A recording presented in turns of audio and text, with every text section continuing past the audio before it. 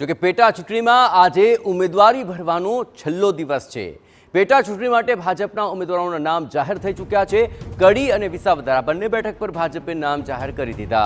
વિસાવદર બેઠક પર ભાજપે કિરીટ પટેલને ટિકિટ આપી।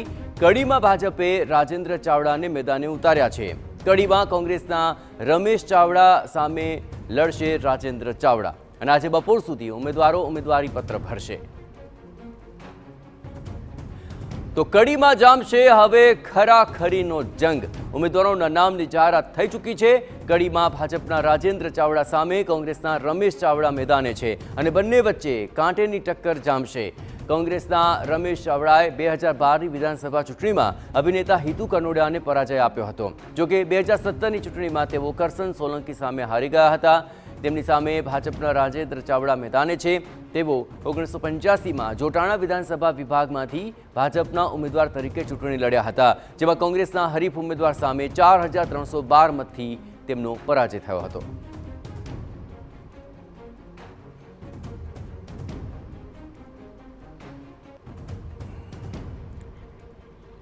પેટા ચૂંટણી માટે ભાજપના બંને ઉમેદવારો આજે ફોર્મ ભરવાના છે, કારણ કે આજે છે છેલ્લો દિવસ। કડી તથા વિસાવદર બેઠકમાં ઉમેદવારો શક્તિ પ્રદર્શન સાથે ફોર્મ ભરવા જવાના છે। મુખ્યપ્રધાન ભૂપેન્દ્ર પટેલ પણ વિસાવદરમાં ઉમેદવારી પત્ર ભરતી વખતે ત્યાં હાજર રહેવાના છે। વિસાવદરમાં 11 કલાકે સભાનું પણ આયોજન કરાયું છે। કડીમાં ઉત્તર ગુજરાતના નેતાઓના શક્તિ પ્રદર્શન સાથે જ ફોર્મ ભરાશે। કેબિનેટ પ્રધાન રાઘવજી પટેલ, કુંવરજી બાવળિયા, પૂર્વ મંત્રી જયેશ રાદડિયા, ભાજપ મહામંત્રી વિનોદ ચાવડા સહિત પદાધિકારીઓ હાજર રહેશે। કેબિનેટ પ્રધાન ઋષિકેશ પટેલ, પૂર્વ ડેપ્યુટી સીએમ નીતિન પટેલ, ભાજપ મહામંત્રી રજની પટેલ આ સહિતના તમામ અગ્રણી ત્યાં હાજર રહેશે।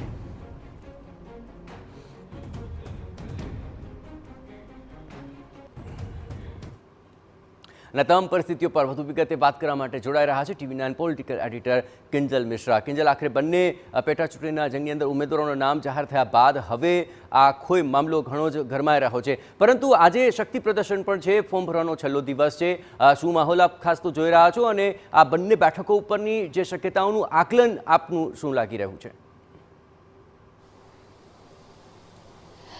જયેશ, દેખો બંને બેઠકો, એક બેઠક ઉત્તર ગુજરાતની અને એક બેઠક સૌરાષ્ટ્રની બેઠકની કદાચ પહેલાં આપણે વાત એટલે કરવી જોઈએ, કેમ કે આ જે બેઠક છે વિસાવદર બેઠક એ હંમેશા એન્ટી ગવર્મેન્ટ રહી છે, એટલે કે હંમેશા આ જે બેઠક છે તે ઘણા લાંબા સમયથી કોંગ્રેસ પાસે રહી છે અને આ બેઠક ઉપર ગઈ વખતે આમ આદમી પાર્ટીને આજે કહી શકાય કે કોંગ્રેસ પાસેથી બેઠક લેવામાં સફળતા મળી હતી। એટલે ભાજપ માટે આ વખતે આ જે બેઠક છે તે ખૂબ જ મહત્વની બને છે, કેમ કે હર્ષદ રીબડિયાને જ્યારે કોંગ્રેસમાંથી ભાજપમાં લાવવામાં આવ્યા આ બેઠક જીતવા માટે, ત્યારે હર્ષદ રીબડિયાની હાર થઈ ગઈ।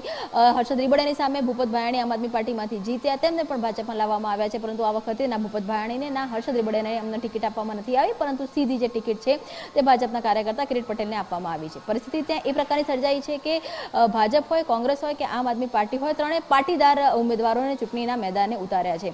ગોપાલ ઇટાલિયાની વાત કરવામાં આવે તો યુવાઓમાં તે ગોપાલ ઇટાલિયાનો એક પ્રકારનો ક્રેઝ છે ને તે જે રીતે એન્ટી એસ્ટાબ્લિશમેન્ટની વાત કરતા હોય છે, તો સ્વાભાવિક છે કે કોંગ્રેસનો ગઢ પ્રકારની આ જે બેઠક છે તે રહી છે। તો આ બેની વચ્ચે ભાજપનો જે પાટીદાર યુવા ચહેરો છે તે પાટીદાર જ્ઞાતિ સાથે અન્ય જ્ઞાતિઓને કેવી રીતે પોતાની જોડે રાખીને આગળ વધી શકે તે એક ખૂબ જ મહત્વનો વિષય છે અને એ જ કારણ છે કે આપ જુઓ કે આજે જ્યારે ફોર્મ ભરાવાનું છે ત્યારે ખુદ મુખ્યપ્રધાન છે તે ફોર્મ ભરાવતી વખતે કિરીટ પટેલની સાથે ત્યાં હશે। મુખ્યપ્રધાનની સિવાયની જો વાત કરવામાં આવે તો મુખ્યપ્રધાનની સાથે સાથે ભાજપના જે મહામંત્રી છે વિનોદ ચાવડા, એની સાથે રાઘવજી પટેલ, કુંવરજી બાવળિયા, કેમ કે ત્યાં જે સમીકરણ છે ત્યાં પાટીદાર સૌથી વધારે વોટર્સ છે, ત્યારબાદ જે કહી શકાય કે કોળી સમાજ છે તે તેના વોટર્સ છે, ઇતર જ્ઞાતિ છે તેના વોટર્સ છે। તો એક આ શક્તિ પ્રદર્શનનો પ્રયાસ છે તે વિસાવદર બેઠક માટે કરવામાં આવ્યું છે। વિસાવદર બેઠક એ ભાજપ માટે આ વખતે જીતવું એ નાકનો પ્રશ્ન છે। બીજી તરફ કોંગ્રેસ આ બેઠકને પાછી લેવા માટે પણ પૂરો પ્રયાસ કરી રહી છે। હાલાકી તેમનો જે ઉમેદવાર છે તેની ઔપચારિક રીતે જાહેરાત બાકી છે, એ ત્યાં પણ ઉમેદવાર જાહેર થઈ ગયો છે અને તે પણ ફોર્મ ભરવા જઈ રહ્યા છે।